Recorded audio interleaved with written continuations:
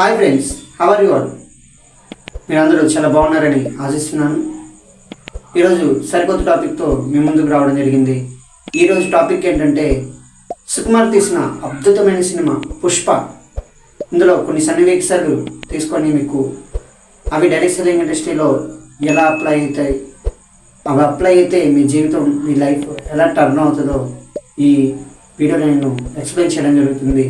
ఇక లేట్ చేయకుండా స్టార్ట్ చేస్తే, ఈ పుష్ప అనే ఒక క్యారెక్టర్ ఏదైతే ఉందో ఒక కూలీ పని చేసుకుంటూ బతుకుతాడండి. ఇతను కూలీ పని చేస్తున్న బతికినప్పటి నుంచి తన కాళ్ళ మీద తను కాలు వేసుకొని కూర్చొని ఒక లీడర్ యాటిట్యూడ్ అండి, లీడర్ యాటిట్యూడ్తో ఎప్పుడు ఉండరండి.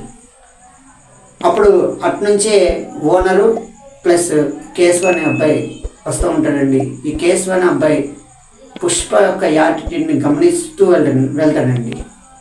తర్వాత ఓనర్ లోపలికి వెళ్ళిపోయిన తర్వాత తోటి కూలీ పని చేసే అతను ఎవరైతే ఉన్నారో బయటకు వచ్చేసి, ఓనర్ వచ్చాడు, ఆ మాత్రం కాలు మీద కాలు తీయలేవా, రెస్పెక్ట్ లేదా ఓనర్ అంటే అని ఇలా అనడం జరుగుతుంది. అప్పుడు తోటి కూలీ వ్యక్తి అలా తిట్టడం ద్వారా ఏం జరుగుతుందంటే ఆ ఆర్గనైజేషన్ నుంచి బయటకు వచ్చేయడం జరుగుతుందండి. కానీ మనం ఏం చేస్తాం? టార్గెట్స్ ఉంటాయి, టాస్క్స్ ఉంటాయి, వర్క్ లోడ్ హెవీగా ఉంటుంది, బాస్ తిడతాడు, పాలిటిక్స్ ఉంటాయి, ఇవన్నీ భరించి జాబ్కే బౌండ్ అయిపోతామండి. కానీ పుష్ప అలా చేయలేదు. పుష్ప ఆర్గనైజేషన్ బయటకు వచ్చి మళ్ళీ ఒక కూలీలాగే వేరే దగ్గర పనిచేయడం జరిగింది. ఈ కూలీ పని చేస్తుండగా స్టాక్ మిస్లీడ్ అవుతుందండి. పోలీసులు దాన్ని పట్టుకొని ఇతన్ని అరెస్ట్ చేసిన తర్వాత కొండరెడ్డి మనుషులు వచ్చి ఇతన్ని బయటకు తీసుకురావడానికి 5 lakhs ఇవ్వడం జరుగుతుంది. ఆ సరుకు ఎక్కడ ఉందో చెప్పడానికి తీసుకెళ్ళేటప్పుడు కారులో తీసుకెళ్తారండి పుష్పని. పని అయిపోయిన తర్వాత అక్కడ వదిలేసి వాళ్ళ కారులో వెళ్ళిపోతారు, ఇతన్ని అక్కడ వదిలేస్తారు. అప్పుడు పుష్ప ఏమనుకుంటాడంటే, మనం జాబ్ చేసినంత వరకేనా, తర్వాత వీళ్ళు మనం పట్టించుకోరా అని చెప్పి 5 lakhs ఏదైతే ఉందో కారు కొందామని చూస్తాడండి. ఎందుకు? కారులో వచ్చాడు కదా, లీడర్షిప్ యాటిట్యూడ్ కదా, కారులో వచ్చాడు కాబట్టి కారులోనే వెళ్ళాలనుకుంటాడు. కానీ కేశవ్ మాత్రం జాబ్ మైండెడ్ పర్సనాలిటీ అండి. ఈ 5 లక్షలు తీసుకొని అప్పులు తెచ్చుకుంటే బాగుంటుంది అంటాడు. ఈ పుష్ప మాత్రం ఖచ్చితంగా కారే తీసుకోవాలని పట్టుకొని అక్కడ కూర్చుంటాడండి. చివరికి కారు తీసుకుని ఇంటికి వెళ్తాడు. ఇందులో మనం నేర్చుకోవాల్సింది ఏంటంటే, ఎవరైతే డైరెక్ట్ సెల్లింగ్ లీడర్స్ ఎవరైతే ఉన్నారో వాళ్ళు టాప్ లీడ్కి వెళ్ళిన తర్వాత కూడా కార్ అనేది కొనకుండా అలానే ఉంటారండి. డిఫరెన్స్ ఏంటంటే, కార్లో వెళ్ళి చెప్పిన దానికి బైక్లో వెళ్ళి చెప్పడానికి ప్లాన్ చాలా తేడా ఉంటుందండి. కార్లో వెళ్తే ఆటోమేటిక్గా క్లోజ్ అవుతుంది. ఆ కార్ కొంటే మీ సేల్స్ అనేవి, మీ బిజినెస్ అనేవి 10x స్పీడ్లో రన్ అయిపోతాయి. కానీ కార్ కొనరండి. తెలుసు రన్ అవుతాయని తెలుసు కానీ కార్ కొనరు. ఈ 5 lakhs లేకపోతే 10 lakhs స్టాక్ని సేవ్ చేసినందుకు ఇతన్ని కొండారెడ్డి పచ్చినాడని తీసుకెళ్తారు. అక్కడ వాళ్ళందరూ గోవిందపల్ల సరుకు పట్టేసుకుంటున్నాడు, మన సరుకు మనం దాటించలేకపోతున్నామని చాలా సమస్యలు మాట్లాడుకుంటారు. ఇప్పుడు పుష్ప మాత్రం లీడర్ మైండ్ సెట్ ఉంది కదా, మీరు సమస్యల గురించి మాట్లాడుతున్నారు, ఐడియా ఉంది నా దగ్గర, నేను ఐడియాతో ముందుకు తీసుకెళ్ళిపోతాను అని చెప్పగానే ఐడియా తెలుసుకుంటారు. తెలుసుకొని కొత్త ఐడియా స్ట్రాటజీ అండి. సేమ్ దొంగల్ని బోర్డర్ దాటించడమే, కానీ కొత్త ఐడియా, ఇన్నోవేటివ్ థాట్స్.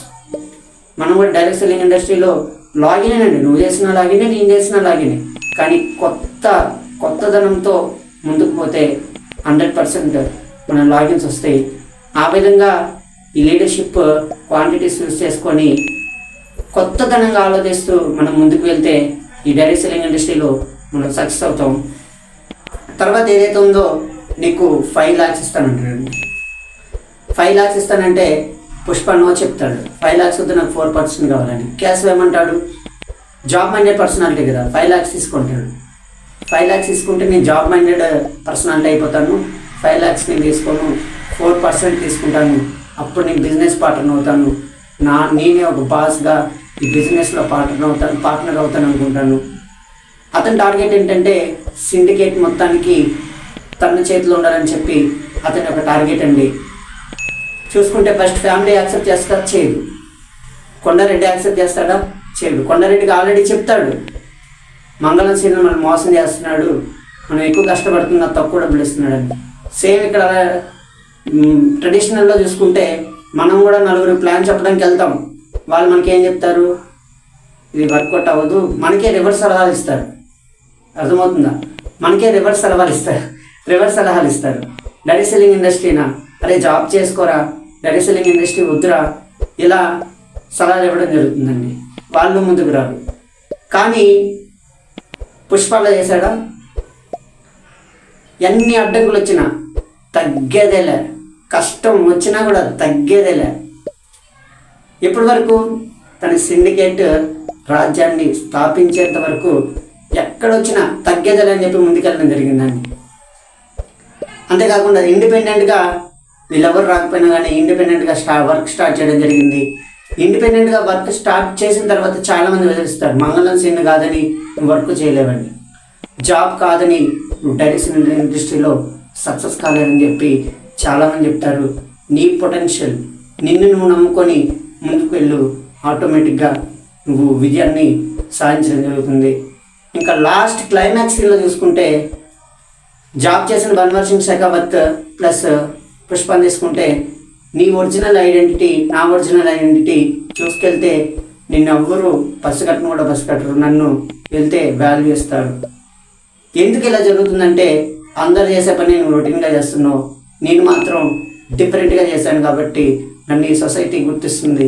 ఈ డైరెక్ట్ సెల్లింగ్ ఇండస్ట్రీ కూడా అంతే అండి, అందరూ జాబ్ చేస్తారు. ఇక్కడ ఏంటంటే సొసైటీతో రిలేషన్స్ మెయింటైన్ చేయడం వల్ల నీ ఐడెంటిటీ అనేది సొసైటీలో మొత్తం స్ప్రెడ్ అవుతుంది. రొటీన్ జాబ్ చేసే వల్ల మీ లొకాలిటీలో ఉంటే తెలుస్తుంది. కానీ ఇక్కడ డైరెక్ట్ సెల్లింగ్ ఇండస్ట్రీలో మొత్తం నువ్వు ఇంపాక్ట్ చేసే ఏరియా మొత్తం నీ గురించి తెలుస్తుంది. ఇందులో ఐడెంటిటీ కూడా మనం పెంచుకోవచ్చు. ఏదైతే పుష్ప చివరికి తన సామ్రాజ్యాన్ని క్రియేట్ చేసిన తర్వాత ఒకసారి చూస్తే తన చుట్టూ జనం ఎంతమంది ఉన్నారు చూడండి, చూసారా ఎంతమంది జనం ఉన్నారో? అలా నువ్వు ఏదైతే వర్క్ స్టార్ట్ చేస్తావో అప్పుడు నువ్వు సింగిల్గానే వర్క్ చేయాలి. సక్సెస్ అయిన తర్వాత ఒకవేళ నువ్వు ఇల్లు కట్టావు అనుకోండి, ఫస్ట్ నువ్వే ఇల్లు కట్టాలి. ఓపెనింగ్ ఎవరు వస్తారు? ఆ చుట్టూ ఉన్న జనం చూశారు, వాళ్ళందరూ మీ ఓపెనింగ్కి వస్తారు. అదే నువ్వు సాధించే సక్సెస్.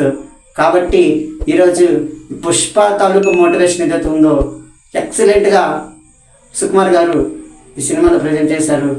ఇదంతా job mind set versus business mind set. చూసుకుంటే చివరికి బిజినెస్లో ఒక పీక్ స్టేజ్కి వెళ్ళిపోతాడండి. ఎందుకు? తనంతా నమ్ముకున్నాడు. ఎవ్వరు తనని మోసం చేయాలనుకున్నా, ఎవరు తన మీద ఎన్ని రాజకీయాలు చేసినా చివరికి ఒకటే మాట, తగ్గేదేలే. ఈ సిండికేట్ రాజ్యానికి రాజు అయ్యేంత వరకు తగ్గేదేలే అనుకుని వర్క్ చేశాడు. మీరు కూడా ఈ డైరెక్ట్ సెల్లింగ్ ఇండస్ట్రీలో ఏదైతే కావాలనుకుంటున్నారో అది సాధించేంత వరకు తగ్గేదేలే అనుకుంటూ ముందుకెళ్ళిపోండి.